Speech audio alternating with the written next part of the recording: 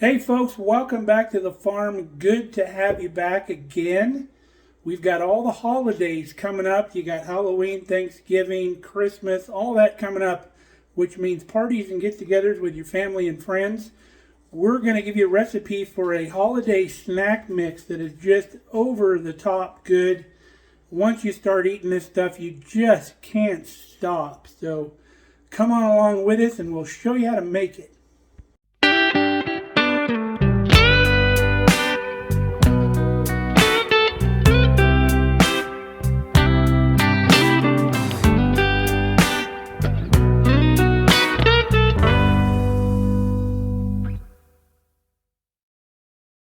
Now this recipe came from our good friend Cindy. We get together with them, her and her husband Carl, quite often. They're good friends of ours. So we want to give her all the credit for this mix. She supplied it to us one time, I think during Christmas, in a tin. And Kelly took it over on the couch where she sits, and she wouldn't let me have any of it. It's that good. So let's get after it. So in our big favorite yellow Pyrex bowl that you see all the time on this channel, we're going to put 8 cups of this Crispix cereal. It's got corn and rice in it. And we're going to put 1.5 cups of pecan halves and 1/2 cup of sliced almonds or almonds, however you want to say it. And we're going to stir it together. Now we've just figured out 8 cups comes out this whole box, 9.6 ounce box. It came out just right. I don't know if the recipe was worked out that way or not. Kelly, I think, always had a little bit left in the box. Either that or she had got a bigger box. So now we know this is 1.5 cups and this is 1/2 cup, so we just dump those straight in the mix also. Super easy. Got our mixture mixed up here. So we're going to get out one of our big half sheet pans and put some parchment in it, get it ready, and then we're going to start on the wet mixture. Alright, we're putting the rest together here. You need to preheat your oven to 250 degrees, and we got that going on right now. We've got our mix over here. We've got our sheet pan with some parchment on it. We have a 9x13 pan that we're going to need first. And then in our medium saucepan, we have 1/2 cup of brown sugar, 1/2 cup of butter or 1 stick, and 1/2 cup of corn syrup, equal parts. We're going to bring this to a boil. And then we have at the ready 1/2 teaspoon of baking soda and a full teaspoon of vanilla. And we're going to dump that in once this mixture comes to a boil. We've got this on medium heat, which we should probably turn it down because medium on this stove is like high on any other stove. The burner's a little bigger too.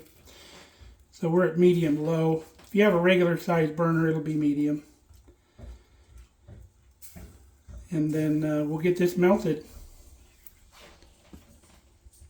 All right, everything's looking good. We're just going to bring it to a boil now.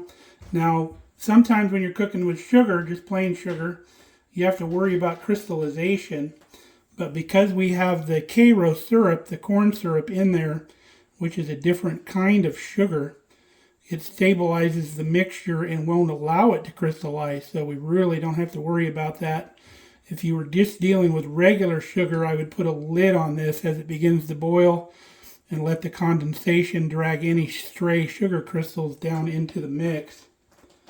But we're almost there. All right, you can see our mixture is boiling. Now we can turn the fire off. We're going to add our teaspoon of vanilla. Stir that in. We're also going to add our 1/2 teaspoon of baking soda, stir that in. That'll cause the mixture to foam up a bit. You can see it foaming up. And then once that's thoroughly combined, we're going to pour it over our mixture over here. Use a spatula so you can get all that goodness out of that saucepan.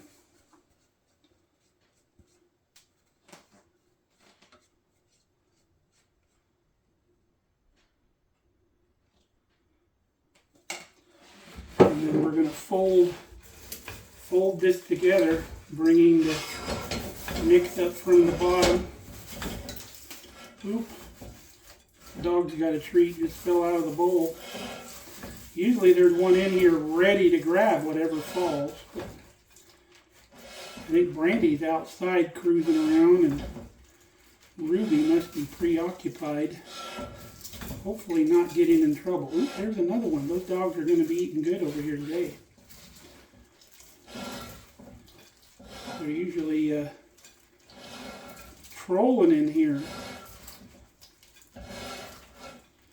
Alright, we'll thoroughly combine this. It's going to take a little bit.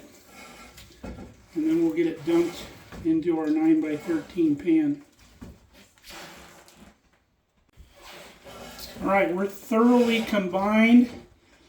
The nuts always want to go to the bottom because they're smaller and heavier. You got to keep bringing them to the top. So now that we're thoroughly combined, we'll get our 9x13 over here. Dump it all in.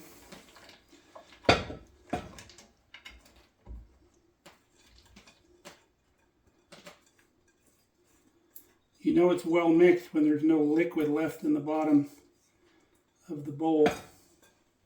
So we'll distribute this here in the pan. Our oven has beeped. It is up to temperature.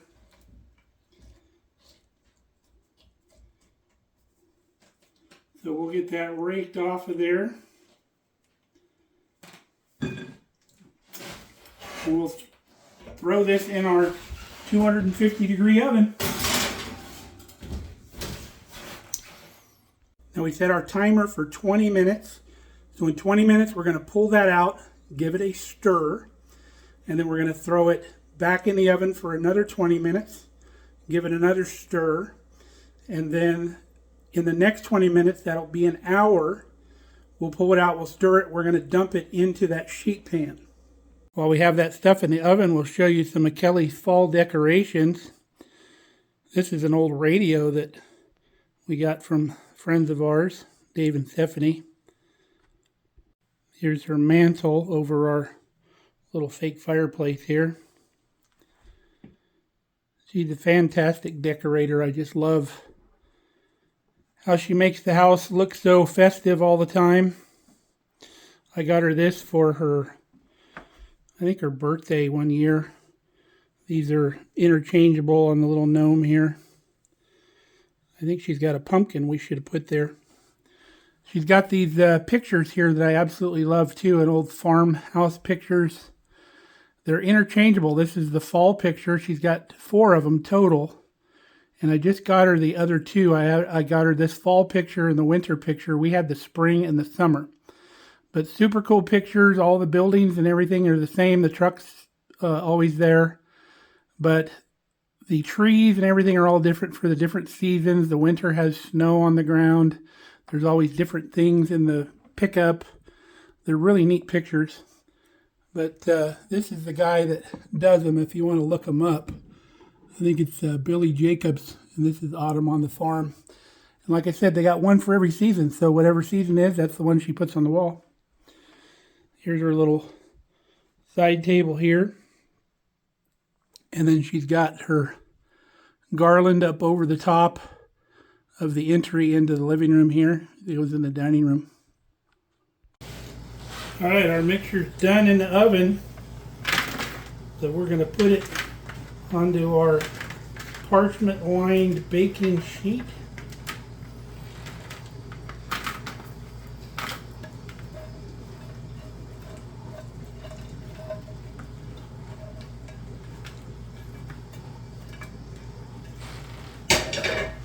That, and we're going to spread it out.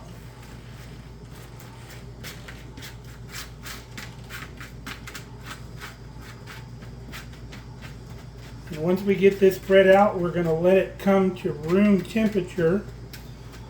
We're going to put a cooling rack underneath of it so all of the heat can be pulled away from the pan. Aluminum is a very good conductor of heat. All right, there we go. Doesn't that look pretty? As soon as it cools off, we'll break it all up. We'll get it put in an airtight container. Our mixture is all cooled off, so now we can start breaking it up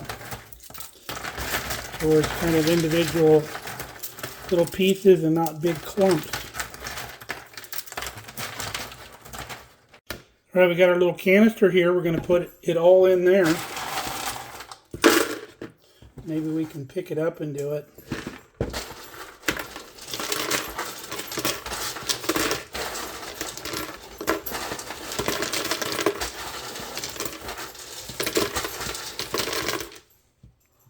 Now, darn it, it didn't all fit in there. So we're going to have to leave that out. Terrible situation. But you can see how it's all individual now. It's dry to the touch. It's not sticky or anything. And believe me, when you set this out, this stuff is going to disappear quick.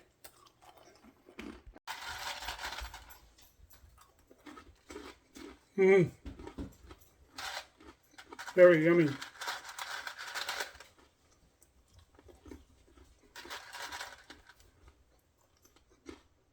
So you want to put this in an airtight container, like we said, because it's really crunchy right now, but it'll pick up moisture in the air and lose its crunch. So that's why we put it in a container, just like that. All right, folks, that's the recipe. You bring a tub of that to any party, you're going to be the life of the party, I'll guarantee you. And make sure you take the recipe with you, too, because they're going to want it.